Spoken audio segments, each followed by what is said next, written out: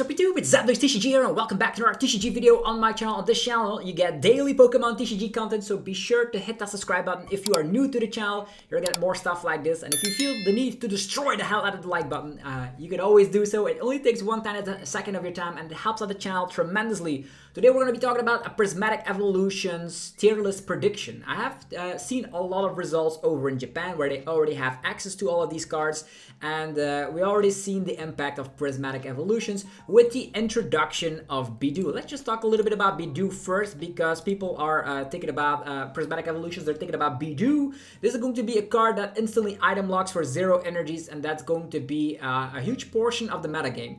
31% of the top 16 decks that have been played over in Japan actually included at least one copy of Bidoof, so you should be wary that item lock will be prevalent in the game if you're playing a deck like, for example, Gholdengo that requires on superior energy retrieval, or if you're playing a deck that requires on rare candy like Charizard. You're gonna be in serious trouble if you don't adapt your deck.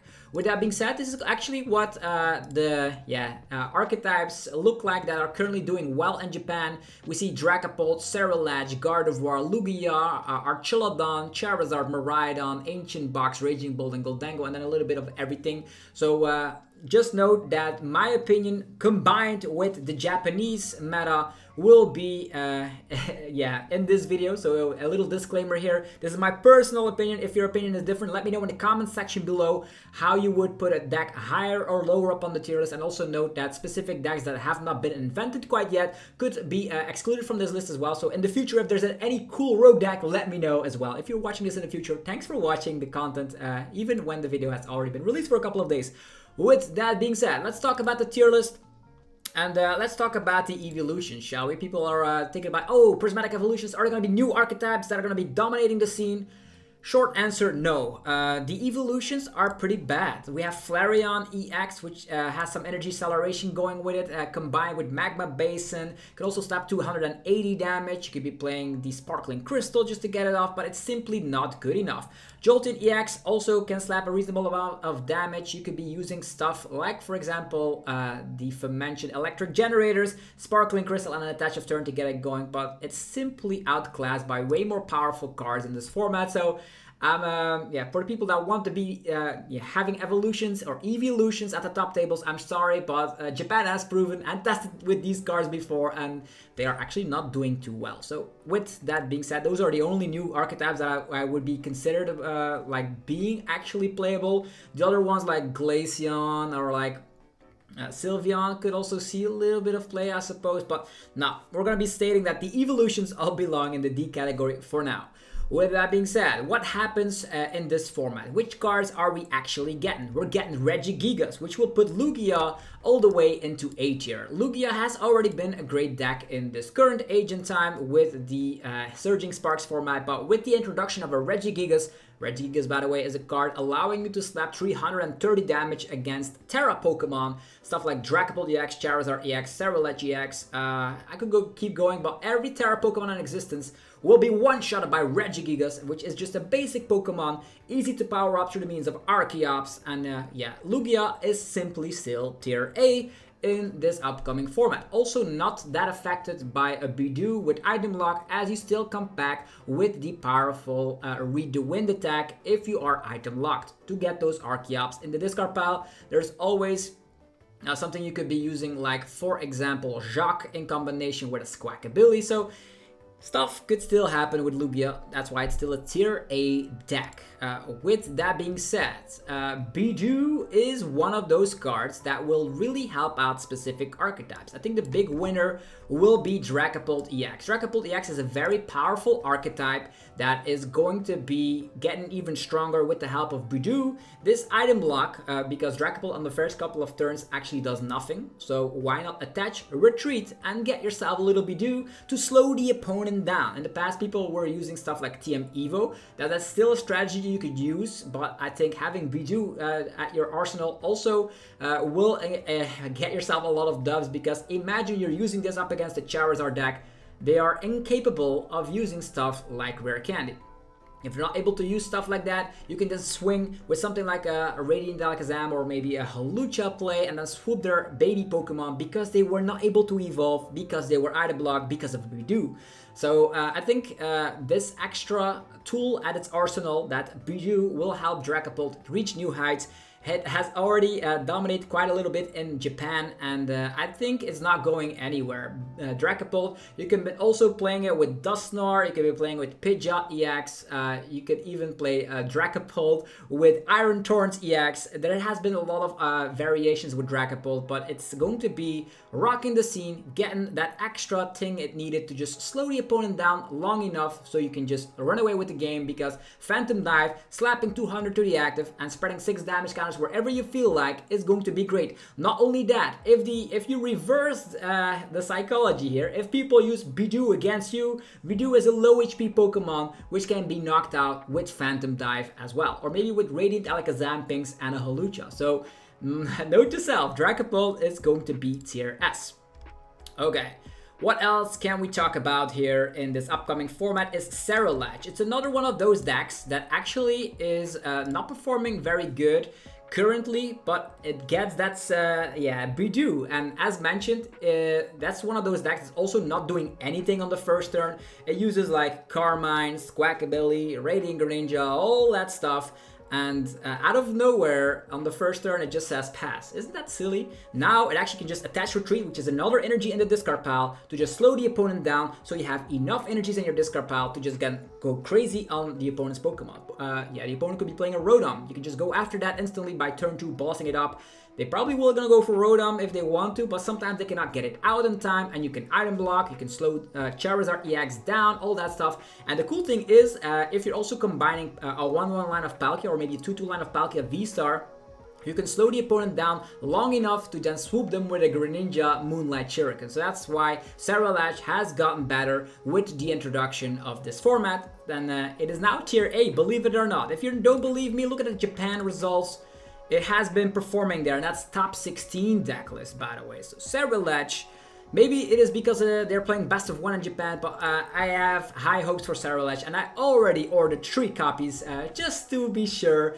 And if people were still wondering, these are going to be still legal cards, like the V-Stars and all that, all the way up until the beginning of April. So rotation will only take effect the second week after the release of the last set, or actually the new set, Journey Together, which will have trainer owner Pokemon. So yeah, we can still play with the V-Stars just a tiny little bit longer.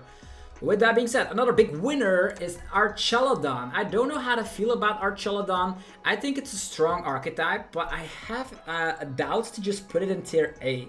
Like, if we take a look at this data, it still has a little bit of a top 16 percentage. It did win the Osaka Champions League, so there's definitely something going with Archaludon, but I think it's a little bit lackluster. The damage output is 220. I know with Relicanth you can hit bigger numbers. With Vitality Bank you can go crazy as well.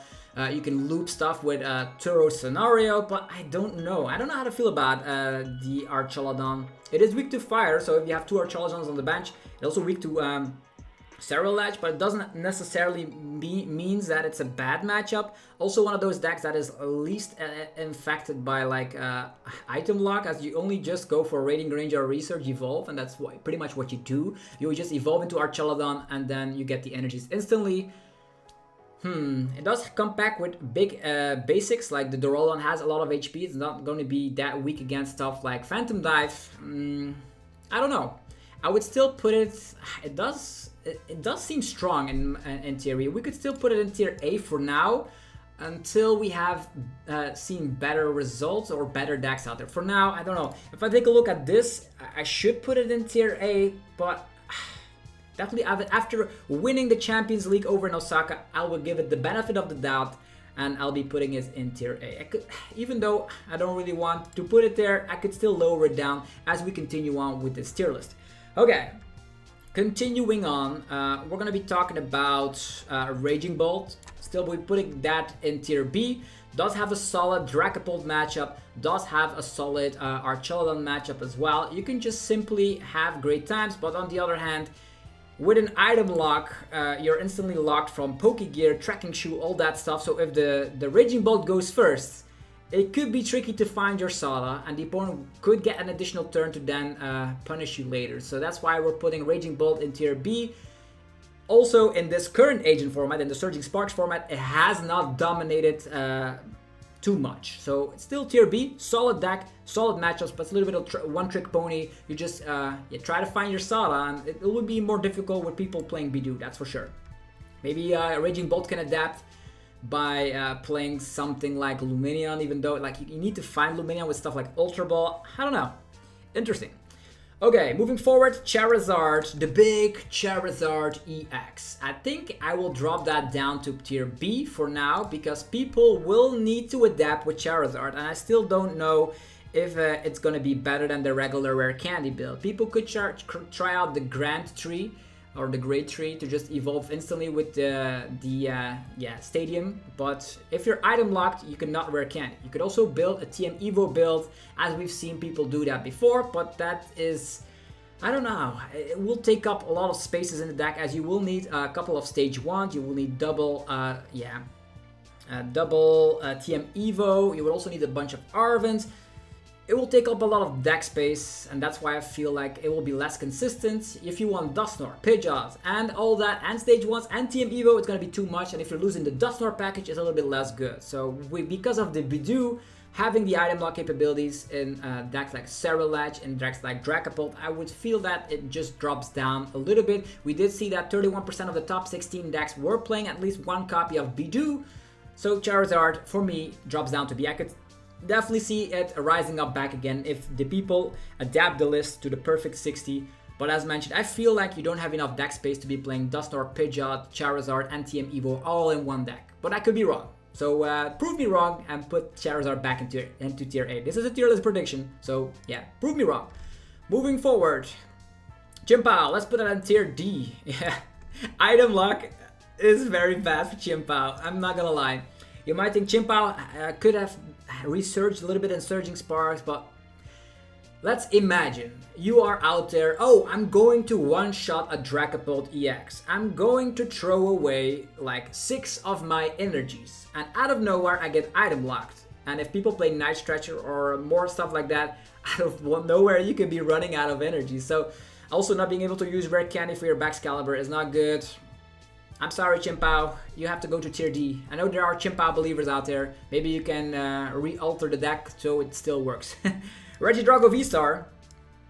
Where's Regidrago VSTAR over? It was a tier S deck before. Are we gonna put it all the way to tier B? I don't think so. I think I'll still put it in tier A. Like, I don't know what's wrong with people like in Japan. They are not playing Regidrago VSTAR. Maybe it's because if it's a best of 1 format and people are playing Raging Bolt, people are playing stuff like Lugia. Could be really difficult for a deck like this, but I don't like putting, Regidrago. If it's a tier S deck before, it will not change. Even though people have access to Bidoof, if you go first, you might have that turn 1 E-switch and then you're good. Then the second turn you go crazy again. That's how it is. Also, you could be playing stuff to help out, stuff like Crispin to just get additional energy acceleration to just get it going. You could be also playing other cards to just get yourself going. I would see like the Turbo Energize could be a way, maybe an Arven build to go with that, or maybe the Hourglass to just get energies onto Regidrago. People will still play Regidrago. I cannot believe that it's going from tier S all the way to non-existent. Japan would be wrong on this one. It's probably because they're playing best of 1, but I'm not putting Regidrago lower than tier A. That's where I stand on the deck, because the versatility is there. You have access to Kyurem to spread. You have access to Dragapult to also spread. You have access to Gardevoir for additional defensive power. You could be going for a Haxorus if you want to, if the people are playing more special energy. So, now the deck is just too good not to pass on. Okay, moving forward. What else are we going to be talking about? Let's talk about Snorlax block. Snorlax block in an item lock.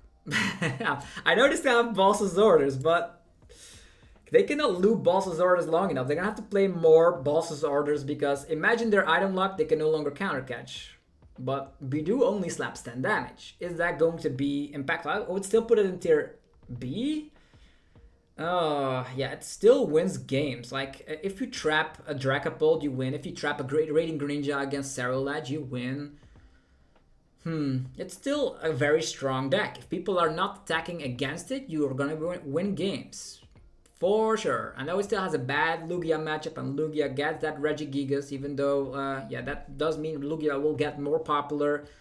That means Snorlax is still put in check. If we didn't have Lugia, Snorlax would just run away with everything. So I would say Lugia being up there still holds Snorlax in tier B. Alright, let's continue on with Miraidon. If you put Miraidon in an item lock, you buy yourself time. Imagine they go first and they don't get a turn 1 generator. Can they actually get something going? Most likely they will fill up their bench. I'll be putting it... Charizard lowers down a little bit. Lugia's still around. Miraidon has a good time against Lugia. Has a horrible time against Ceruledge maybe. Also, Archaludon is not great news. Oh, our Dragapult is also not too great of news. I would just put Miraidon in tier B as well. I don't believe that Miraidon's just gonna say, oh, this format is great. If you want to buy some time, Iono Bidoof and maybe trap something. Even though they have Latias, maybe that's not the brightest idea.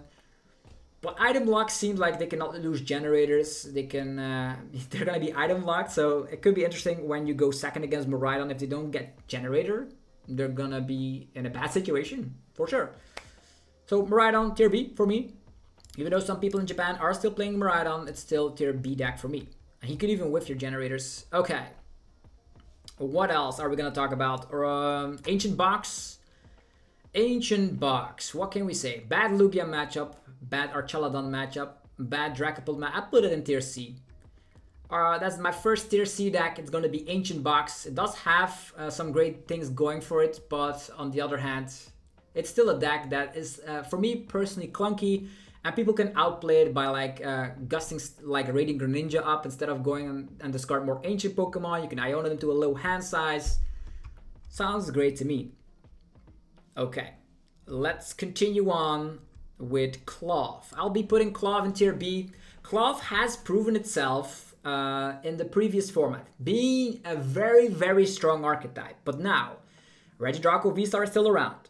Dragapult EX is still around. Archaludon does come back with a lot of HP, and I think your damage output with Terapagos is 290. So they are going to be doing some Turo shenanigans for sure. Ceruledge could prey after your 2 prize Pokemon on the bench quite easily. Lugia is also a bad match. I would just put... Klawf has great times, but I'll just put it in tier B. And also, there are ways with Jamming Tower to just ruin this complete strategy with that Binding Mochi and all that. So, Archaludon playing Jamming Tower. Sometimes Lugia's playing Jamming Tower. No, Klawf, for me, tier B in this upcoming format. Regigigas Pikachu is a solid tier C deck. Sometimes it works, sometimes it doesn't. And it might have some trouble against Dragapult, but does punish Lugia and can also deal with stuff like Ceruledge. So I think it's an okay-ish archetype. Not a lot of people are playing Collapse, to be honest. And also not a lot of people are playing Lost City, so that's pretty good for the deck. Gholdengo, I'll put that in tier C as well. Just for the main purpose that, imagine you are a Gholdengo player, you have about 10 energies in your deck, and you have 1 energy attached to your Gholdengo EX, and you want to knock out a Dragapult. That means you need 7 energies. That means you go for the Make It Rain, they come with a Bidoof, and out of nowhere, you will be in a situation where you run out of energies because you don't play that many, and to deal with a Dragapult, they come packed with Bidoof. Bidoof is going to item block you, it's going to be all over for you, so Gholdengo belongs in tier C for me. Gardevoir EX, I'll put it in tier S. Believe it or not, Gardevoir is one of the decks that's one of the slower decks in the format. Now, with the access of Bidoof, you can make the opponent slow down as well. And if you slow decks down and you're at the equal playing field, Gardevoir EX is the best late game deck in the entire game. You have access to many incredible attackers like Screamtail, stuff like, for example, the Drifloon, which can blow up on anything. You can Monkey Dory left and right. Monkey Dory with item lock will also win games, and that's why I believe Gardevoir now is a tier S deck, because you have the versatility to slow other decks down, which in the past was way too difficult to deal. You had to just prey on Unfair Stamp, but now you can play another Ace Pack because you don't always need Unfair Stamp. You can just slow the opponent down if you go second. I know people were actually playing stuff like TM Evo, but I could see an aggressive build with Rare Candies work. why you just slow the opponent down? Like you go second, you just go instantly for a Bidoof, slow the opponent down. The following turn, you Candy, Guardy, Slap, and you are going to be the first person taking prizes, which is going to help a lot. So for me, Gardevoir tier S. And also it's very great that Charizard has lowered down in popularity, meaning that that was one of the Gardevoir's worst matchups because of stuff like Dusknoir popping and lost vacuum plays. And I still believe like Gardevoir has a great time against stuff like Ceruledge, against Lugia. So, and if you slow down a Regidrago, you can also get some dubs there. So Gardevoir, yeah. Gardevoir believers, it's time to rise. It's time to rise. It's a very strong deck. Okay. What else? A Lost Box. Is Lost Box going to be great? Let's take a look at Japan. Where is Lost Box? I know, it's nowhere to be seen. That makes me think that item lock will be a little bit too rough for Lost Box to handle. Like, if we take a look at Lost Box, it requires Super Rod. It requires Mirage Gate. At one point, when all the energies are, like, for example, in the discard pile, you could be doing a Lost Box player, and out of nowhere, they're going to say, like, oh no, my Cramorant's in the discard pile. My energies are in the discard pile. How do I deal with this? And then they could also lose. There's also a world where you can just item lock until you are ready. And then out of nowhere, all the Mirage Gates do nothing. I know they can spit. They can Cramorant spit. But Lost Box, interesting. Interesting deck. Also has a rough time up against Dragapult. The Axe has a rough time up against, I would believe it has a terrible time up against Regidrago VSTAR as well, with the Kyurem and all that. You could get a dub against Ceruledge. Lugia also seems okay because you have Pikachu. So for me, currently tier C. It's still, I did not write it off. The decks that I write off are actually in tier D. Talking about decks that I currently would write off is going to be, I don't know how to feel about Cornerstone and Mimikyu, to be honest. The deck, like imagine Cornerstone can instantly wall off all the Pokemon with abilities. Archaludon, Lugia and all that. It has a terrible time up against Gardevoir. Gardevoir gets more popular. Also doesn't have the greatest of time against stuff like Dragapult because Dragapult can hit the bench. Dragapult also comes with a Dracloak which can deal with Mimikyu. Yeah, I have to put it on the low end of tier C, believe it or not. This deck, it could be when we have a more polarized meta, when like most of the decks fall apart, then this deck could become great, but I don't see it working right away. Iron Thorns has a bad Gardevoir matchup, has a bad Dragapult matchup. The reason why it has a bad Gardevoir matchup is because of Flutter Mane. It also is because they play Klawf and then they blow up on you. Dragapult has historically always been a bad matchup as they come back with Dracloak. So tier and the low end of tier C for me for this Iron Thorns deck. Okay, moving forward, Banette EX item lock with Gardevoir. Everyone will now check against item lock with different options. Dragapult will be playing Lance. Other decks will be playing the Grand Tree of the Great Tea, whatever it's called. People will be playing TM Evo. So Banette will be less good because people will be used to be playing against item lock, and Banette always won games where people don't know how to play against item lock. Now that Bidoof is in the format, people will know how to play against item lock, and you might think, oh, now Banette instantly can item lock as soon as the first turn going second. I know that is true, but when people know how to play against item lock, the deck is pretty much not as good. The majority of the players will know how to play against it. So Banette tier C in this meta. Okay, Turbo Roaring Moon. A Turbo Roaring Moon deck. What can we say? Has a hard time against Lugia because of the mist energy. Has a terrible time up against Gardevoir. That's something we know. Although, yeah, sometimes you could get away by destroying Gardevoir when you're faster than them. You also do come back with the Pachyrant. Could I believe to put it in tier B? Roaring Moon. Yeah, if you like knock out a Dragapult EX, you're damaged heavily, but I'll be putting it in the low end of tier B.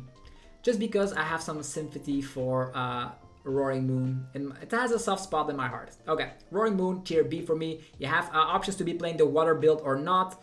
You have options like Petulant to get yourself into the active position, so getting trapped is not that much of an issue. I wonder if you should be playing stuff like the Jelly. I don't know if Jelly is still legal. It could be. I should check that.